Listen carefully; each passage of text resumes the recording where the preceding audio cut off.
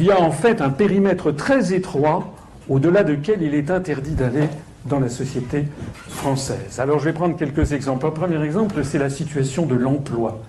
Les grands médias, les partis politiques médiatisés font porter la responsabilité sur les dirigeants français de façon systématique. Naguère, c'était contre Sarkozy et Woerth que l'on faisait défiler les Français sur la réforme des retraites ou sur l'emploi. Aujourd'hui, tout le monde fustige François Hollande et Madame El Khomri. Je voyais en venant des affiches de M. Mélenchon, loi El Khomri, vie pourrie. Bon. Ce que nous disons, c'est qu'en fait, on s'attaque à des lampistes. Et que le système est fait pour ça. Pour que vous vous en preniez à des lampistes. À des gens qui, en fait, acceptent de se faire traîner dans la boue à condition d'avoir une voiture avec un chauffeur, un gyrophare, des sièges en cuir et un tableau devant loupe d'orme. Voilà. Ils sont ministres, mais ministres pour rire. Ils sont là pour encaisser les coups, sachant qu'en fait, ils n'ont plus aucun pouvoir.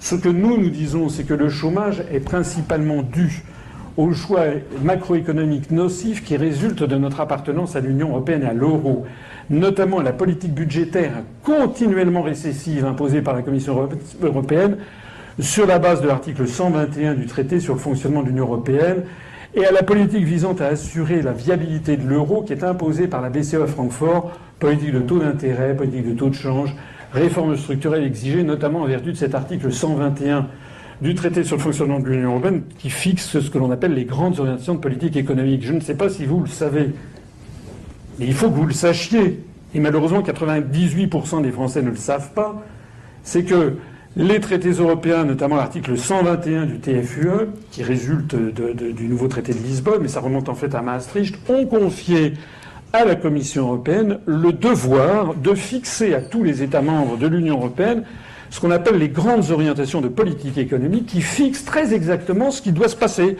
c'est-à-dire les privatisations, la flexibilisation du travail, la remise en cause des CDI, etc., etc. C'est pas pour rien qu'au même moment, dans tous les pays de l'Union européenne, il y a les mêmes prétendues réformes indispensables qui s'imposent. Alors, en réalité, on voit que nous avons affaire à des marionnettes. Je rappelle, le 20 octobre 2008, Nicolas Sarkozy à Rethel annonce un plan emploi. On allait voir ce qu'on allait voir. Il nous annonçait l'extension. Rethel, c'est dans les Ardennes, comme vous le savez. Il nous annonçait l'extension du contrat de transition professionnelle, la convention de reclassement personnalisé, la simplification des filières d'indemnisation des chômeurs, l'aide aux services à domicile, la remise en cause de l'interdiction du travail dominical, la fusion NPE-UNEDIC dans Pôle emploi, la relance du crédit et des contrats aidés, 330 000 contrats aidés.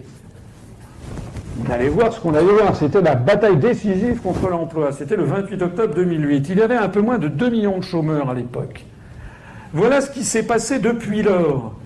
Vous avez ici 1,98 million de chômeurs en mars 2008. Là, le discours de Rethel en octobre 2008 de Nicolas Sarkozy. Et voilà quelle a été l'évolution du taux de chômage en France, y compris avant et après l'élection de François Hollande. François Hollande qui s'était fait élire en disant « c'est un scandale le bilan de Nicolas Sarkozy en matière de chômage, votez pour moi ». Et maintenant vous avez les Républicains qui disent « c'est un scandale le bilan de François Hollande en matière de chômage, votez pour moi », c'est-à-dire votez pour Juppé. Mais si vous avez un tant soit peu le recul du temps, vous vous dites en fait il y a une droite de régression linéaire parfaite, c'est une augmentation constante du chômage, point barre. Depuis 2008, c'était quand même il y a 9 ans.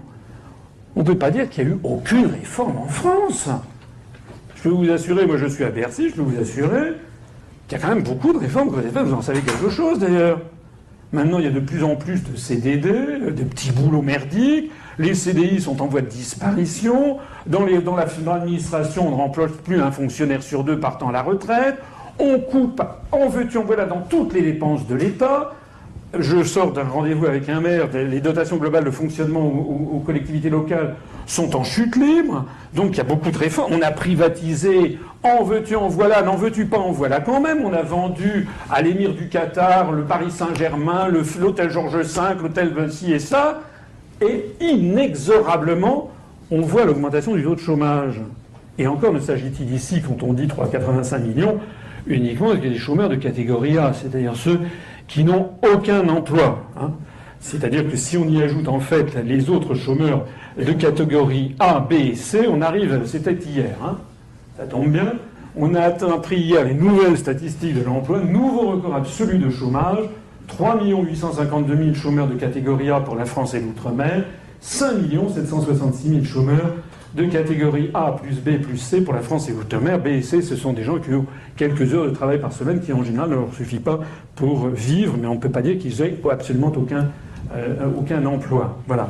Donc ce que nous disons, c'est que face à un tel constat, il va bien falloir un jour ou l'autre qu'on remette en cause les dogmes des réformes indispensables. Parce que je signale au passage que ces réformes indispensables, qui sont appliquées de façon identique d'ailleurs dans les pays de ce que les Allemands appelaient aimablement le Club Med, et ensuite après ils ont appelé ça les Gypsies, hein, Greece, Italie, Portugal, Spain et Irlande, la gentillesse de ne pas mettre la France dedans, eh bien en fait donnent les mêmes résultats absolument monstrueux.